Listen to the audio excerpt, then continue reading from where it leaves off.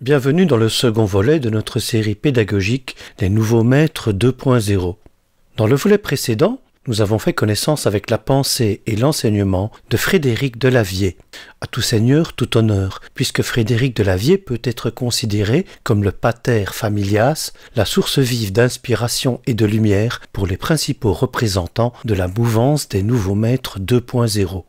Chacun de ces nouveaux maîtres apporte bien sûr sa touche personnelle, parfois orthodoxe, parfois hétérodoxe, mais tous gravitent autour du même noyau conceptuel, inamovible, représenté par la pensée de Frédéric Delavier.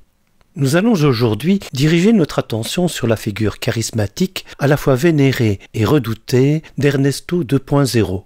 Alors bien sûr, un certain nombre d'esprits chagrins, de frustrés, de critiques stériles dénués de bienveillance, parfois même rongés par l'impuissance créatrice, la bêtise, la haine et la jalousie, dilapident leur temps en essayant vainement de dénigrer l'immense travail qu'accomplit sur YouTube l'artiste, intellectuel, éveilleur de conscience, révolutionnaire et autonomiste Ernesto 2.0.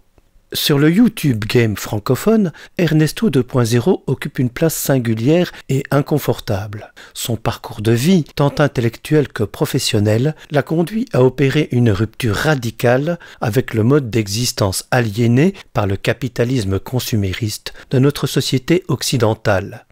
Désormais reclus au cœur de la forêt, s'étant dépouillé des illusions et des artifices du confort moderne, ayant rompu avec tous les canaux médiatiques de l'idéologie dominante, Ernesto 2.0 aurait pu se contenter de vivre cette expérience nouvelle dans la solitude et le recueillement. L'expérience d'un ressourcement, d'une renaissance qui, selon ses propres termes, est d'une telle pureté qu'il lui est de plus en plus douloureux d'endurer, le temps d'un live sur YouTube, le contact avec ses contemporains dont la grande majorité anonyme est hélas dotée à ses yeux d'une intelligence fort rudimentaire.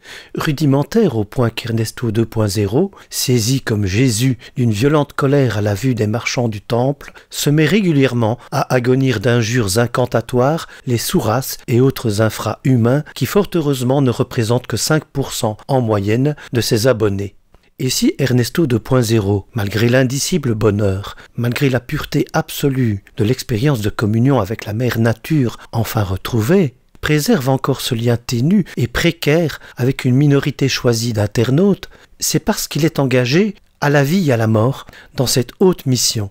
Éveiller la conscience de ses futurs élus, indiquer le chemin escarpé qui mène à la lumière, la sienne, sauver les exclus du système qui dépérissent dans l'enfer des villes, là où l'homme dévirilisé, coupé de son instinct, n'est plus en mesure d'apporter la calorie pour la reproduction de son être et la survie de l'espèce. L'essence, la raison, la destination première et finale de l'être humain consiste à accomplir strictement ses déterminations biologiques, ni plus ni moins. Il existe pourtant un point de doctrine important sur lequel Ernesto 2.0 se démarque de l'enseignement de Frédéric Delavier, son attachement fondamental au marxisme. Le Capital, Ernesto 2.0 l'a lu intégralement et le relit régulièrement. Cette somme, qui trône parmi ses livres de chevet, à côté de la Société du spectacle de Guy Debord, L'alchimiste de Paul Coelho et Les fourmis de Bernard Werber, reste à ses yeux le logiciel fondamental pour s'orienter dans la pensée et l'action politique. On sait que la pensée de Karl Marx ne se limite pas à son analyse du capitalisme. Cette analyse est inséparable d'une anthropologie philosophique. Et cette anthropologie, on le sait aussi, a pour nom le matérialisme historique. Pour le matérialiste historique, l'histoire humaine, c'est l'histoire de l'arrachement, de la rupture transformatrice avec les déterminismes de l'histoire naturelle. L'homme en tant qu'espèce ne doit son existence dans la chaîne du vivant qu'au seul fait que dès son origine, il a dû à la fois nier sa propre nature d'animal et s'opposer à son milieu. C'est pourquoi l'homme est avant tout un animal politique, pour reprendre l'expression d'Aristote.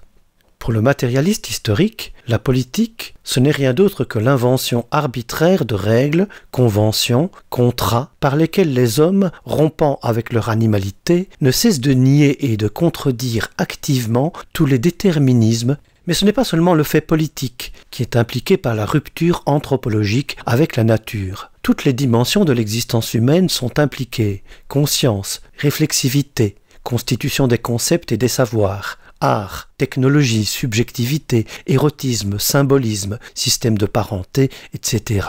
Et en premier lieu le temps le temps bio-naturel est cyclique, rien n'y change fondamentalement. Sauf catastrophe, aujourd'hui est égal à hier et demain sera égal à aujourd'hui. Le temps de l'animal est celui de la répétition indifférenciée des mêmes activités entièrement subordonnées à la nécessité de l'autoreproduction du vivant.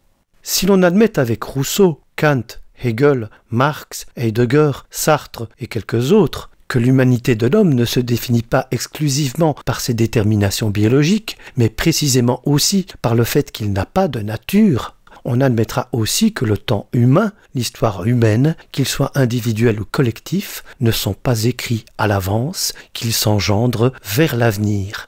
Et même en remplaçant les déterminismes naturels par des déterminismes sociaux, les déterminismes sociaux ne se déduisent pas des déterminismes naturels. On peut bien entendu prétendre le contraire. On peut prétendre que l'ordre social, ses hiérarchies, ses inégalités, est un ordre naturel, et donc qu'il n'y a aucune raison de le changer. On peut prétendre que les lois du marché sont des lois quasi naturelles et qu'on ne peut en rien les modifier. On peut prétendre que la politique, c'est l'illusion des esclaves ou la ruse des maîtres, et que sous le mince vernis des civilisations, seule la nature, l'instinct de conservation, de prédation et de reproduction gouverne réellement les sociétés humaines. Tout cela, c'est pourtant très exactement ce qu'Ernesto 2.0, en fidèle disciple du darwinisme de l'Aviérien, professe. Mais dans ce cas, peut-on encore se réclamer du marxisme ?